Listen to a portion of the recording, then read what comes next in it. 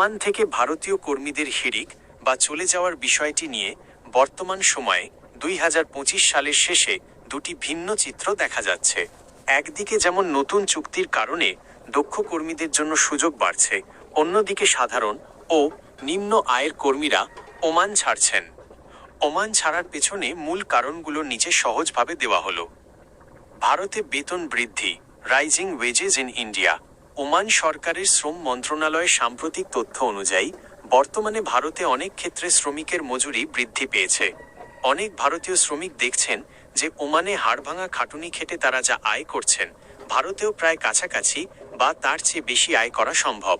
ফলে তারা বিদেশ বিভুঁইয়ে থাকার চেয়ে নিজ দেশে থাকতেই বেশি পছন্দ করছেন। 2. ওমানাইজেশন নীতি। ওমান সরকার তাদের ভিশন 2040-এর অংশ হিসেবে ওমানাইজেশন প্রক্রিয়া কঠোর করেছে। এর অর্থ হল অনেক চাকরিতে এখন বিদেশি কর্মীদের বদলে বাধ্যতামূলকভাবে ওমানি নাগরিকদের নিয়োগ দিতে হচ্ছে। বিশেষ করে অ্যাডমিন, HR এবং সেলস পজিশনগুলোতে বিদেশিদের কাজ করা কঠিন হয়ে পড়েছে।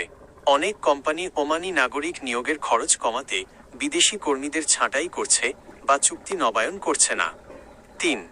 জীবনযাত্রার ব্যয় বৃদ্ধি। ওমানে গত 2 বছরে দ্রব্যমূল্য এবং আবাসন খরচ আগের তুলনায় বেড়েছে, কিন্তু সেই তুলনায় সাধারণ কর্মীদের বেতন বাড়েনি। ফলে অনেক ভারতীয় কর্মী সঞ্চয় করতে না পেরে দেশে ফিরে যাওয়াকেই শ্রেয় মনে করছেন। 4.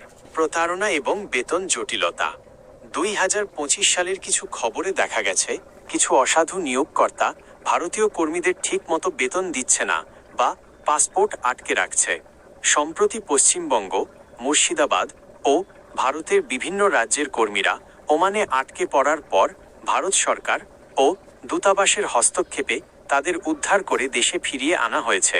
এ ধরনের ঘটনা অন্যান্য কর্মীদের মধ্যেও নেতিবাচক প্রভাব ফেলছে।